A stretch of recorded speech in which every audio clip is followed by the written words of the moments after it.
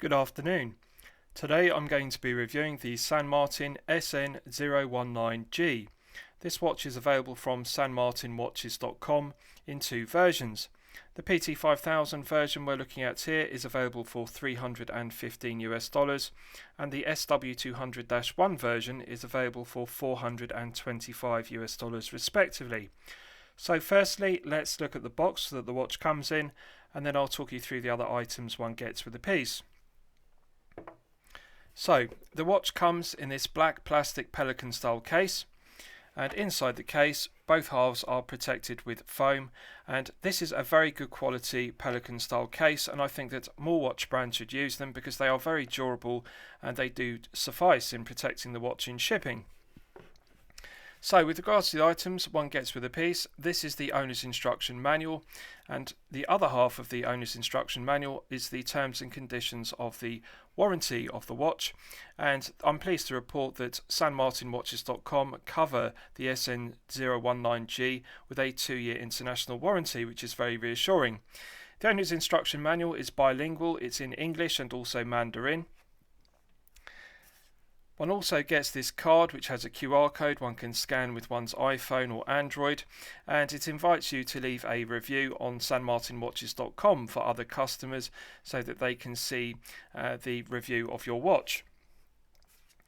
This is the plastic warranty card, and it's also interesting that it's a circle rather than the more conventional rectangular shape, and as you can see the reverse is stamped with San Martin watches and the date of purchase is filled in. This is the plastic tag one gets with a watch, and as you can see it's embossed with the San Martin hex logo. And lastly, one also gets two tools. So this knurled stainless steel tool is a screwdriver for resizing the bracelet screw pins. And this is a knurled stainless steel spring bar tool. As you can see there's a two-pronged fork at one end and a pin at the other. So again, this is very useful if you want to change the bracelet that comes on the watch for a rubber strap or a NATO strap, for example. So with regards to the specifications of the piece, this is the San Martin SN019-G. The watch is clearly an homage to the Rolex Submariner date, reference 126610LN. If you have watched my previous reviews, you may have seen I have reviewed that watch, the Kermit version, which is the LV, and this is a very good homage to the LN version, which is the black bezel version. So very similar proportions. It's a 41mm case diameter. It has a 48.8mm lug to lug measurement. The thickness is 12.9mm and the lug width is 21mm. The bracelet, which is oyster style, tapers from 21mm at the lugs down to 16mm at the Glidelock style clasp.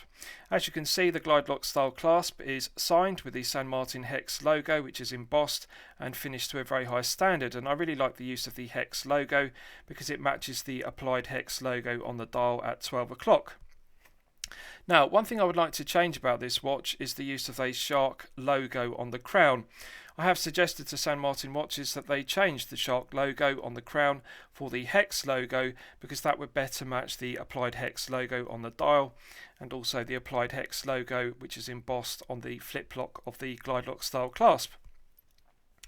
So with regards to the rest of the specification, sapphire crystal with AR coating on the underside, and it does a very good job of reducing the highly reflective nature of the silver applied indices and the Mercedes hands.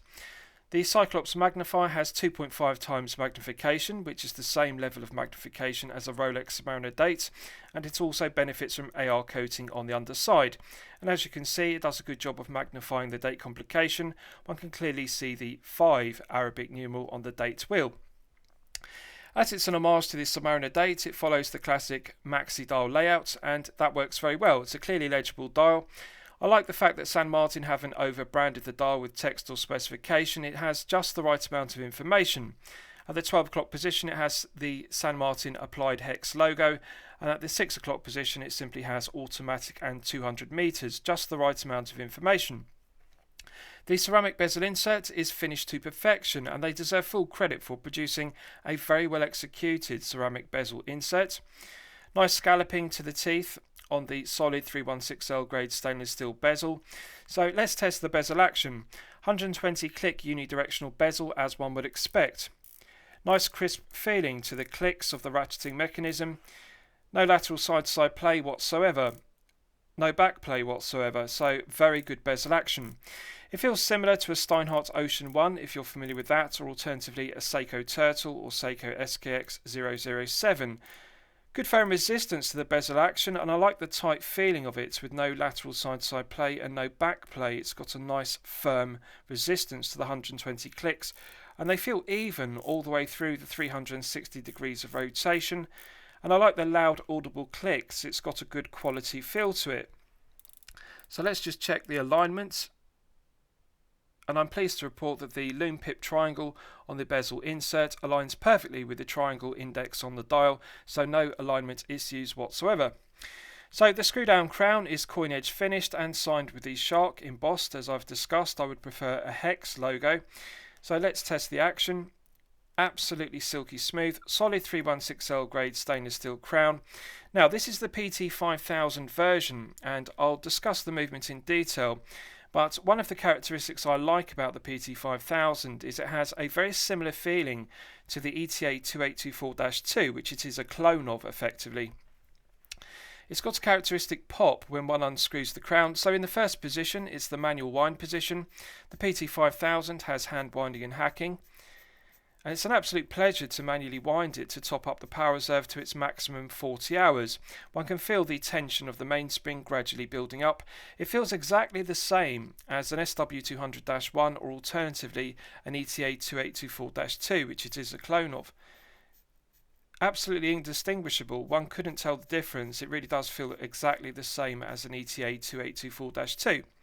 So pulling it out to the first click is the quick set date complication position, as you can see. Now one interesting feature is with a Seiko NH35A, one unscrews the crown and rotates it anti-clockwise in order to operate the quick set complication. But with the PT5000 it actually works the other way. One unscrews the crown and screws the crown clockwise in order to advance the date complication. So that may take some getting used to if you're familiar with the NH35A, for example, which is used in the SN019, which I've previously reviewed. One unscrews it and rotates it anti-clockwise to advance the date, but with the PT5000 it's the opposite way. One screws it clockwise.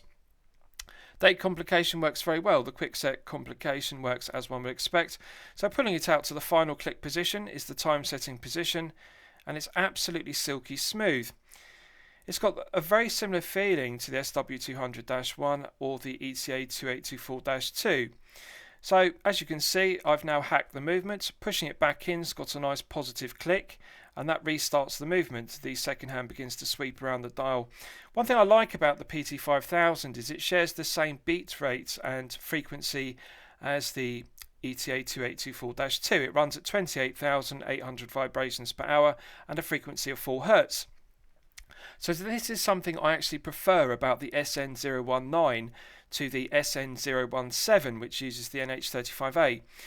Seiko movements such as the NH35A run at 21,600 vibrations per hour and a frequency of 3 Hz. Now the negative of a 3 Hz sweep is that the second hand stutters or judders around the dial. It's not as smooth as a 4 Hz movement running at 28,800 vibrations per hour. So I prefer that 4 Hz characteristic of the PT5000 to the 3 Hz characteristic of the NH35A used in the SN017. So I'll just screw the crown back down and test the crown action. Nice firm resistance. It's got a good spring-loaded action to the winding stem, so one really has to push it in. But silky smooth. I'm very impressed with the quality of the thread action. The interface between the internal thread of the solid stainless steel crown and the external thread of the stainless steel crown tube are very good. One can also feel the internal O-rings compress on the crown tube to the winding stem, and the other O-ring compress inside the stainless steel crown to reinstate the hermetic seal of 200 meters. So it's a very well executed screw down crown. So as this is an homage to the Submariner dates, it has the same design of case back. It's a sterile, solid 316L grade stainless steel case back, undecorated. The centre section is brushed into a satin finish and the circumference is mirror polished, and we also have coin edge finishing. It's exactly the same as a Rolex Submariner date case back, so as an homage to it, it does that very well. Nice, flat, smooth case back, feels very comfortable on the wrist. The solid end links are finished to a high standard, good fit to the case, and brushed satin finish to the concentric brushed satin finishing to the underside of the case, finished to a very high standard. So the case back is very good, and that also provides an effective hermetic seal to 200 meters. Glidelock style clasp, brushed satin finish to the top side and underside, mirror polish to the flanks to a flawless standard, and it does a very good job of being an homage to the Rolex Glidelock. The flip lock is very similar, and also the Glidelock mechanism, which I'll show you, is also very similar. So very aesthetically pleasing piece, and it does an outstanding job of being an homage to the 126610LN version of the Submariner date, which is the current version. So the notable difference in terms of proportions to the SN017 is the SN017 is a 40mm case, because that is an homage to the Submariner date 116610LN. This is an homage to the 126610LN, and therefore it has a wider 41mm case. The lugs are slimmed down, and also the lug width has increased. On the SN017 it is a 20mm lug width, and it has a similar case proportion to the Rolex Submariner date super case, so thicker lugs. But this has a 21mm lug width and slimmer lugs, better balanced head of the piece. So I like the 41mm case, and also like the slimmer lugs, and also the larger 21mm lug width, and also the bracelet has a greater taper from 21 down to 16. It better balances the 41mm head of the piece. So I'll give you a wrist shot, and you can see how it fits on my 8-inch wrist. As you can see, the interior to the Glidelock style clasp is finished to a very high standard. Flawless mirror polishing to the top side, underside and flanks. Solid 316L grade stainless steel. Absolute pleasure to look at. And I'll just show you the Glidelock mechanism. As you can see, it has a Glidelock style clasp, and it is finished to a very high standard. And the Glidelock, I'm pleased to report, works as one would expect. Silky smooth, it slides in and out with minimal resistance and plenty of adjustments. And also in the end of the bracelet, I'm pleased to report there are two half links, so one can fine tune the length of the bracelet to perfection. Nice to see two half links included to get the perfect fit. So I haven't sized the bracelet, I've simply taken the watch out of the watch box. Good positive click to the Glidelock style clasp. Good positive secondary click to the flip lock on the Glidelock style clasp. It's a very well executed Glidelock style clasp. So with the Glidelock, one can get the perfect fit, and as I've discussed, I haven't resized this bracelet, I've simply adjusted the Glidelock. And I'm pleased to report I can easily slip an index finger underneath the Glidelock style clasp at all times, and I prefer to size my bracelets loose, as you'll know from my previous reviews. The correct method is to be able to fit an index finger underneath the bracelet and clasp at all times, and that allows for wrist expansion in warmer weather or if one is active, such as playing sports. So 41mm head of the piece perfectly balances the 21mm lug width. And also, the lug-to-lug measurement is very close to being perfection. As you'll know from my previous reviews, I consider 48mm to be perfection. That is the sweet spot, regardless of whether you are a collector with a 6 to 7-inch wrist or a 7 to 8-inch wrist respectively. 48mm gives a perfect fit. So at 48.8, it is very close to being perfection, and as you can see, it fits my 8-inch wrist very snugly. It feels very balanced. The heft of the piece, with all the links in the bracelet, is 158 grams. And again, I consider circa 150 grams to be the sweet spot with regards to heft of a piece. For a 40mm or 41mm dive watch, circa 150 grams gives a nice feeling of heft on the wrist, good wrist presence, a feeling of quality, but it also is comfortable to wear for long periods of time, such as 8 to 12 hours per day. So it's 158 grams. This really is a very well balanced piece. It's very comfortable, and it gives outstanding feel-good factor. As you can see, it's very aesthetically pleasing to look at. The ceramic bezel insert's very glossy and finished to a very high standard, and the AR coating is doing an excellent job on the underside of the sapphire crystal and cyclops magnifier in reducing the glare and the reflective nature of the applied indices, the applied hex logo and the Mercedes hands. Very comfortable piece to wear. Beautiful luster to the 316L grade stainless steel oyster style bracelet. So I'm very impressed with the quality of the case finishing, the polishing, the quality control, the build quality. Right, so let's discuss the movements, which is one of my favourite aspects of this piece. So the SN019-G that we're looking at is available in two options. One can have the PT5000 version we're looking at here, or alternatively the SW200-1 version. So the SW200-1 is made by Sellita. It's a Swiss-made movement, reliable, well-proven workhorse Swiss movement, very similar to the ETA 2824-2. The only difference in the architecture of the SW200-1 is that it has an additional joule added. It has 26 joules. The ETA 2824-2 is the same movements, but it only has 25 joules. Now, with regards to the PT5000, it was first introduced in September 2015, so it is a reliable, well-proven workhorse movement. It's an exact clone of the ETA 2824-2, so it has the same 25 joules. It has hand winding and hacking, which are useful complications. It runs at 28,800 vibrations per hour and a frequency of 4 Hz. The stated accuracy of the PT5000 is plus or minus 12 seconds per day, which is excellent. Now, I'm pleased to report that this one has been regulated to perfection. When fully wound to its maximum 40-hour power reserve, I'm pleased to report that it is running consistently at plus 1 second per day. That is the same level of accuracy as my Rolex Oyster Perpetual 41, plus 1 second per day. Absolutely outstanding. Better accuracy than one would get from a Sellita SW200-1 or even an ETA 2824-2 Elab All grade. Plus 1 second per day is actually top grade or chronometer grade in terms of ETA 2824-2 or SW200-1. So to get that from a PT5000 is incredible. Certainly well within the plus or minus 12 seconds per day stated accuracy. So San Martin are regulating the PT5000 to a very high accuracy. Plus 1 second per day is actually within COSC chronometer limits of -4 to +6 seconds per day. So I'm very impressed with that. Now there are two questions you'll want to know if you're considering this piece. Is the watch better than the Steiner Ocean One? Yes or no? And I'm pleased to report that yes, it is a better watch. So why do I consider the SN019-G to be a better watch than the Steiner Ocean One, which is an excellent watch? I've previously reviewed the Kermit version of it on my channel. There are two notable things that are better about this watch than the Steiner Ocean One. The Cyclops magnifier. It magnifies the date complication by 2.5 times magnification, which is the same level of magnification as a Rolex.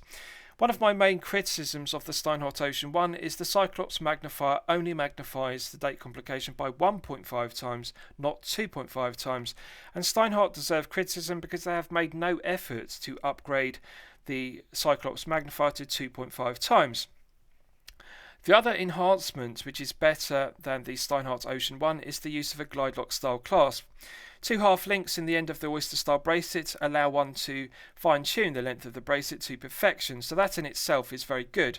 But the Glidelock style clasp is very well executed. It's silky smooth to operate, it clicks in and out with good positive action, and it is a notable upgrade. So it's a better quality clasp than the flip lock clasp used on the Steiner Ocean One. So the Cyclops magnifier and the Glidelock style clasp are two reasons. Now, I actually consider the PT5000 movement to be equal in quality to the SW200-1 and the ETA 2824-2, which are the two movements equally used in the Ocean One. If one purchases a 39mm or 42mm versions respectively, the watch can come with either of those two movements. Steinhardt used them both equally. I consider the PT5000 to be equal in quality, and as you can see, it is certainly better accuracy at plus 1 second per day. That is within COSC chronometer limits. So the PT5000 is made by HK Precision Technology, and as I've discussed, it's been in use since September 2015. So it's been in use for 6 years, and it is a reliable, well-proven workhorse movement, which is very accurate. No negatives to it whatsoever. So the other question is it worth paying the extra money to buy the SN019-G rather than the SN017-G, which I have previously reviewed? So there are notable differences. The SN017 uses the Seiko NH35A, which is a reliable, well-proven workhorse movement, but as I've discussed, it runs at 3 Hz rather than the 4 Hz of the PT5000. The PT5000 is a higher grade of movement than the NH35A. So I would say to you, yes, it is worth paying the extra $315 is a more expensive price, but the PT5000 is a more accurate movement. The build quality is better, and also overall it's a technically better movement than the NH35A. Now, the other notable enhancement, as I've discussed, that the SN019-G doesn't have is it doesn't have this Glidelock style clasp. Now, the clasp on the SN017 is a very good clasp because, as I've discussed, it has 6 micro adjustment holes. I'm often critical of flip-lock clasps only having 3 micro adjustment holes, and I often say the brand should upgrade to using 4 or 5, but on the SN017 it actually has 6, so the clasp is very well executed on the SN017, but however it's no comparison whatsoever to this Glidelock style clasp, which is just superior in every way. So I would say to you, yes, it is worth upgrading from an SN017 to an SN019 that you're looking at here. The question is it worth buying a SW200-1 version, because that is $425. The PT5000 version is only $315. Personally, I think the PT5000 is the better option. It's significantly less expensive. It's $110 less expensive than the SW200-1 version. If you really like the SW200-1, then yes, of course, it's worth buying it. But I really think the PT5000 is as good, if not better, than the SW200-1, so one really doesn't need to spend the additional $110 to get that movement. The PT5000 is every bit as good as the ETA 2824-2. It is a direct clone of it. It's an identical movement in terms of its design, its build quality, and its accuracy is outstanding. So let's do a Lume test and we'll see how the Lume performs when it's charged up to its absolute maximum. So as always, I'm going to use my 100 UV LED torch to charge it up to its absolute peak. Right, so that's now fully charged, and as you can see, the Lume on this SN019-G is incredible. This is 10 out of 10 performance, BGW9 Superluminova. Lume doesn't come any better. Equal in quality to the very best of Seiko Lumibright, and I would actually say it's very close in performance to Rolex Chromalight. BGW9 Superluminova is very similar to Rolex Chromalight, very similar blue tone to it. It's glowing very brightly on the applied indices, the Lume pip on the ceramic bezel insert, and also the Mercedes hands. So it's glowing for a good length of time, and really I don't think that San Martin could improve upon the quality of this BGW9 Superluminova. It really is the very best. So good to see they haven't cut any corners with regards to the BGW9 Superluminova. So lastly, I'll summarise the piece. What do I think of it overall? Well, when I'm considering reviewing a watch on my channel, the watch should meet 2 criteria. It should be both excellent quality and excellent value at the respective price point. When I previously reviewed the SN017-G, I said that that was the best Rolex Submariner date homage money could buy for the price point, and the price point of that watch was $204, and I still believe that. So I think that for $204, the SN017 is the best Submariner date homage money can buy. But however, this SN019-G is a higher price point. It is $315 with the PT5000 movement. So I'm going to also say that this is the best Submariner date homage money can buy for that price point. It is a better watch than the SN017-G. The overall performance of the PT5000 is better than the NH35A, and one also has the enhancement of the Glidelock style clasp, as I've discussed. So this is the very best Submariner date homage money can buy, and I really don't think it can be beaten for $315. Head to head against the Steiner Ocean One 39mm, it's a better watch, 2.5 times magnification, PT5000 movement, Glidelock style clasp. For less money, it is a better watch, so I want you to consider that. The Steiner Ocean One 39 is €455, including shipping via FedEx. This is $315 including shipping via FedEx, so significantly less expensive than a Steiner Ocean One. Better watch. So I'm going to highly recommend it to you for your consideration. I'm going to declare this watch a champagne watch for lemonade money. I think it's absolutely outstanding, and there is only one thing I would change about it, and I would like to see San Martin change the shark embossed logo on the crown to a San Martin hex logo to match the dial applied hex, and also the applied hex on the flip lock of the Glidelock style clasp. But other than that, it is the perfect watch. It is beyond criticism. Everything about it is done to an exceptional standard. So I hope you've enjoyed my review of this San Martin SN019-G. Please feel free to post your own comments below the video.